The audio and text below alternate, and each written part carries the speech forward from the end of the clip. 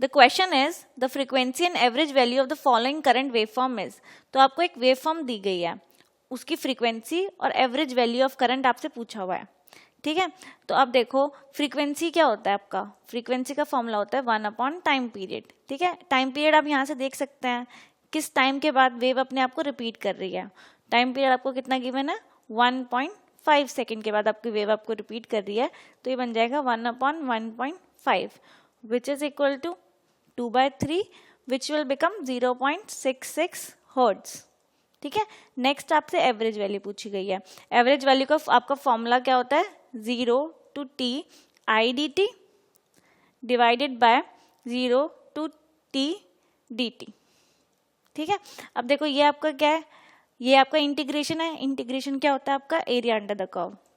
तो यहाँ से आपका एरिया क्या बन जाएगा, एरिया ये आपको ट्राइंगल दिख रहा है तो which is will become half of base into height. Base इसका कितना है 1.5 और हाइट आपकी 10 है। डिवाइड कर दो आप इससे, किससे करोगे, टाइम पीरियड से, total time period which is 1.5। इससे ये कैंसिल, क्या बनेगा ये आपका 5 ampere. So the correct option is option number 2, frequency 0.66 hertz and average value of current is 5 ampere. The question is the time period for 50 hertz sinusoidal alternating current to change its value from 0 to RMS value is।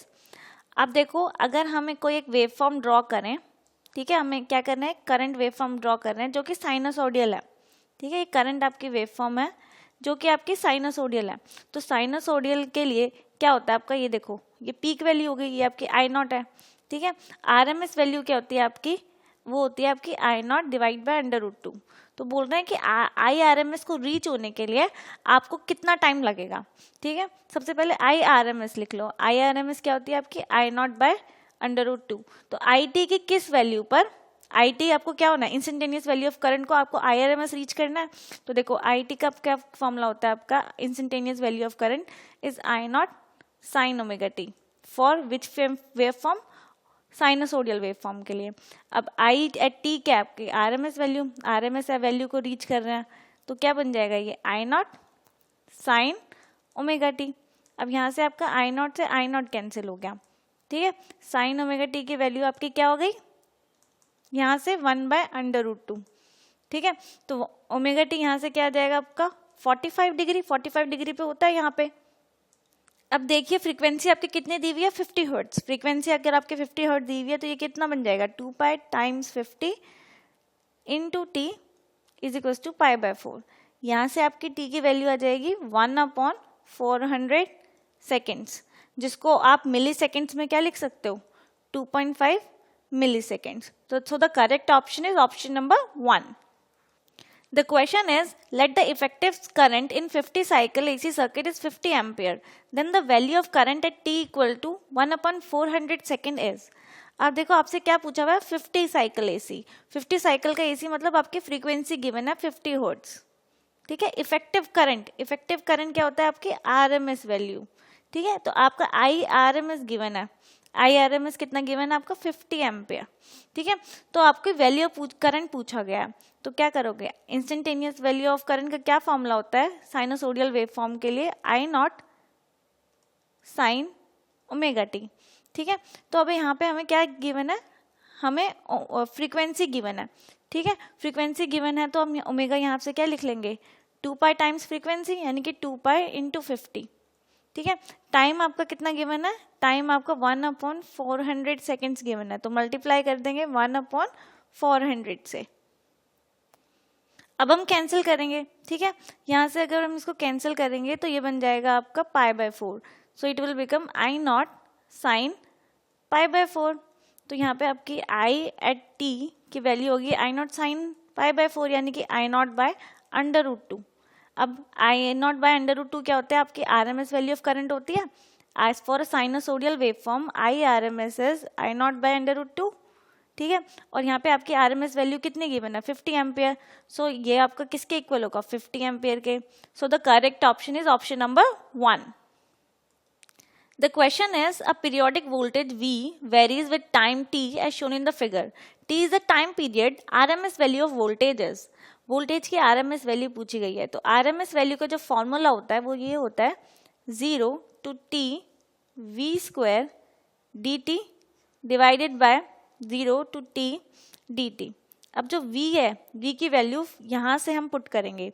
तो अगर आप यहाँ से देख सकते हो ये capital T आपका टाइम पीरियड है, तो यहाँ से हम इसको ब्रेक करके लिख सकते हैं। 0 से t/4 जो वैल्यू है v की वो आपकी v0 है, तो हम इसको v0 स्क्वायर लिख देते हैं dt, प्लस आगे आपकी वैल्यू क्या है, 0 ही है।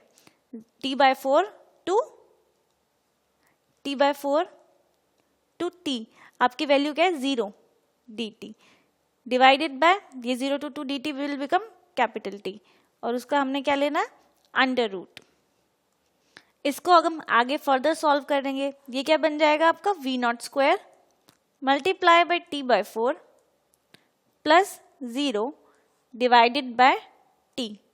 ठीक है, अब आपका इस t से ये t कैंसिल हो जाएगा, so it will become v0 square divide by 4 which will equal to v0 by 2। So आपका करेक्ट ऑप्शन क्या हो जाएगा, v0 by 2, option number 2। The question is, a light bulb has a rating 200 volt to 220 volt. The resistance of the bulb filament and the RMS value of current flowing through the filament is।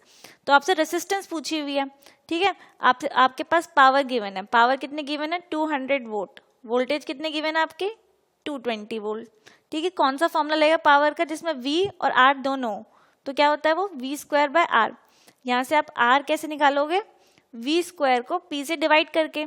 अब v square आपका कितना हो जाएगा, ये 220 multiply by 220, power कितनी है आपकी 200, इसको आप डिवाइड करोगे, आपका आंसर बन जाएगा 242 ओम। तो आपका रेजिस्टेंस 242 ओम आ गया। नेक्स्ट आपसे क्या पूछा गया, आपसे पूछा गया RMS वैल्यू ऑफ करंट। अब देखो VRMS क्या होगा, VRMS आपके पास गिवन है 220 वोल्ट, जो बल्ब के ऊपर रेटिंग होती है वही आपकी क्या कौन सी वैल्यू होती है, RMS वैल्यू होती है, ठीक है। यहाँ से IRMS क्या हो जाएगा आपका, IRMS पूछा हुआ है ना, वो हो जाएगा आपका VRMS divided by R। R आपका कितना हमने अभी कैलकुलेट किया, क्या कैलकुलेट किया 242, इसको डिवाइड करोगे आपका आंसर आ जाएगा 0.9 एम्पियर।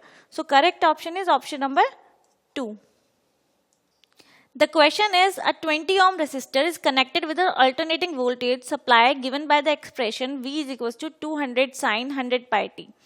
Calculate, first part आपका कह रहा है potential drop across the resistor at t equal to 1/300 seconds. तो देखो आपको instantaneous value of voltage आपकी given है और time आपके पास given है और आपसे पूछा हुआ है कि value क्या होगी। तो देखो V आपका क्या है 200 sin 100 पाई टी, बस यहाँ पे आपको t की जगह पे क्या डालना है और आपका आंसर आ जाएगा 1/300 सेकेंड डालना है, बस डाल लेते हैं। v is equal to 200 sine 100 pi multiply by 1/300। यहाँ से देखिए v कितना बन जाएगा आपका 200, अभी कैंसिल करोगे जो कैंसिल हो रहा है तो क्या बन जाएगा sine pi by 3। Sine pi by 3 क्या होता है साइन 60, और साइन 60 की वैल्यू क्या होती है under root 200 into under root 3/2। इससे कैंसिल, इट विल बिकम 100, तो it will become 100 under root 3। So the correct option is 100 under root 3, option number 2। अब देखिए सेकंड पार्ट में क्या पूछा गया है, current through the resistor at t equal to 1/300 second. उसी टाइम पे करंट पूछा हुआ है, तो उसी टाइम पे आपको वोल्टेज निकल के आ गई है, आपने अभी फर्स्ट पार्ट में निकाल ली 100 अंडर रूट 3, ठीक है। रेजिस्टेंस आपके पास गिवन है, कितना गिवन है 20 ओम, तो यहाँ से I निकल जाएगा, I क्या हो जाएगा आपका V by R। So it will become 100 under root 3 divided by 20, ये इससे कैंसिल, ये इससे कैंसिल, क्या बन जाएगा 5 अंडर रूट 3। तो 5 under root 3 is the correct option, option number 1। अब देख लेते हैं थर्ड पार्ट। थर्ड पार्ट में पूछा हुआ है variation of current with time, यानी कि आपसे क्या पूछ रहे हैं I इज इक्वल टू, देखो साइनोसोडियल वेव फॉर्म के लिए I क्या होता है I not sine omega T, omega की वैल्यू गिवन है, आपको बस I नॉट निकालना है। तो मतलब आपके पास एक रेसिस्टर गिवन है जो आपका AC से कनेक्ट है, इसमें आपकी क्या पूछा गया variation of current with time पूछा हुआ है, वो भी साइनोसोडियल ही होगा क्योंकि वोल्टेज भी आपकी क्या है साइनोसोडियल आपकी, ठीक है, रेसिस्टेंस के अक्रॉस, ठीक है। अब यहाँ से आप क्या निकालोगे I नॉट निकालोगे, I नॉट आपका क्या हो जाएगा V not divided by R। अब देखो V नॉट कितना गिवन है, आप यहाँ से देख सकते हैं ये 200 गिवन है, तो यहाँ पे 200 पुट कर दो। रेसिस्टेंस आपके पास गिवन है 20 गिवन है, तो यहाँ पे पुट कर दो, इससे कैंसिल, तो ये बन जाएगा 10। तो ये बन जाएगा आपका i की वैल्यू 10 साइन, ठीक है, और ये क्या आगे 100 पाई t। So the correct option is option number 2, 10 sin 100 pi t. The question is, an AC current in amperes is given by I is equals to 50 sin 400 pi t plus 5. Find the frequency. अब देखो आपकी I जो आपकी साइनसोडियल variation होता है AC current का, वो होता है I not sine omega T plus 5, ठीक है, वो आपके पास गिवन भी है, ठीक है। अगर आप इनको कंपेयर करोगे ऑन कंपेयरिंग, ठीक है, अगर आप इनको कंपेयर करोगे ऑन कंपेयरिंग, आपकी ओमेगा की क्या वैल्यू आएगी, आपकी ओमेगा की वैल्यू आएगी 400 पाई, ठीक है, ठीक है। और ओमेगा को आप क्या लिख सकते हो, 2 पाई एफ फ्रीक्वेंसी, तो यहाँ से 400 पाई, पाई से आपका पाई कैंसिल, यहाँ से आपकी फ्रीक्वेंसी कितनी आ जाएगी 200 हर्ट्ज। अब देखिए सेकंड पार्ट में क्या पूछा हुआ है, mean value of current over the half cycle. तो over the half cycle mean value या फिर कह लो एवरेज वैल्यू ऑफ करंट आपकी क्या होती है साइनसोडियल वेरिएशन के केस में 2I0 बाय पाई। अब यहाँ से अगर आप कंपेयर करोगे तो I0 की वैल्यू आएगी 50, तो जस्ट आपको पुट करना है ऊपर वाले फॉर्मूले में 50, तो 2 × 50 डिवाइडेड बाय 3.14, कितना निकल के आएगा ये 31.84 एम्पियर। इसको आप नियरली इक्वल रख दोगे 31.9 एम्पियर के। अब देखो थर्ड पार्ट सॉल्व कर लेते हैं। थर्ड पार्ट में क्या पूछा हुआ है, आरएमएस वैल्यू ऑफ करंट। तो देखो आरएमएस वैल्यू ऑफ जो करंट होती है उसका फॉर्मूला होता है आपका IRMS का फॉर्मूला होता है आपका I0 बाय √2, ठीक है। √2 की वैल्यू क्या रखोगे आप 1.414, ठीक है। तो 50 को डिवाइड कर दो 1.414, आपका क्या निकल के आ जाएगा 35.4 एम्पियर। तो अब देखो कौन सा ऑप्शन करेक्ट होगा, आपका option number 1 will be the right answer. The question is, if the voltage source E equal to 500 sin 100 pi t volt is connected across a resistor, then the time taken by the current to reach from 0 to maximum, ठीक है। तो आपके पास एक resistor given है, ठीक है, और source क्या है आपका AC सोर्स। तो AC सोर्स के लिए आपके पास E गिवन है, E आपका कितना गिवन है 500 sin 100 pi t, ठीक है। तो यहाँ से आपको पता है, देखो अगर आप रेसिस्टेंस को डिवाइड कर दोगे तो ये बन जाएगा E by R is equal to 500 by R sine 100 pi t. So it will become I is equal to I0 sine 100 pi t. तो क्वेश्चन में आपसे पूछा गया है कि कितना टाइम लगेगा करंट को मैक्सिमम होने में। तो यहाँ से मैक्सिमम वैल्यू ऑफ करंट क्या है, पीक वैल्यू ऑफ करंट, ठीक है। तो I मैक्स यहाँ पे क्या है I0, तो I को I0 तक जाने में कितना टाइम लगेगा ये पूछा हुआ है। तो I0 यहाँ पे पुट कर दो, तो ये क्या बन जाएगा I is equal to I0 sine 100 pi t. यहाँ से आपका I0 से I0 कैंसिल, तो sine 100 pi t would become 1, और साइन 1 क्या होता है आपका, साइन 1 होता है आपका साइन पाई बाय 2। अब इनके आर्ग्यूमेंट को कंपेयर कर लो, क्या लिखेंगे हम, कंपेयरिंग आर्ग्यूमेंट। आर्ग्यूमेंट को अगर हम कंपेयर करेंगे तो हमारा क्या बनेगा 100 pi T equal to pi by 2, ठीक है। पाई से आपका पाई कैंसिल, टी क्या बन जाएगा आपका 1/200 seconds. So the correct option is option number 4।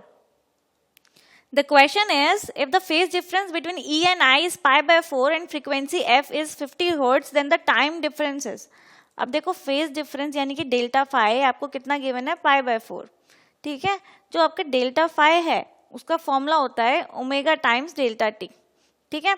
तो हम यहाँ पे क्या पुट करेंगे, डेल्टा फाई की वैल्यू जो कि क्या है आपकी पाई बाय 4, तो ओमेगा की वैल्यू क्या है आपकी 2 पाई न्यू, यानी कि frequency delta t is equal to pi by 4। Frequency आपकी क्या है 50, तो ये क्या बन जाएगा 2 pi into 50 into delta t is equal to pi by 4। यहाँ से आप टाइम डिफरेंस निकाल लोगे, तो यहाँ से डेल्टा टी की वैल्यू आएगी आपकी 1/4 400। अब मिली सेकेंड में चेंज करना है इसको, तो 1000 से मल्टीप्लाई कर देंगे तो ये क्या बन जाएगा 2.5 millisecond. So the correct option is option number 2। The question is the inductive reactance of a coil if the current through it is 20 milliampere and voltage across it is 200 volt। तो देखो आपके पास inductor है, inductor में आपका current कितना flow हो रहा है 20 मिली एम्पियर।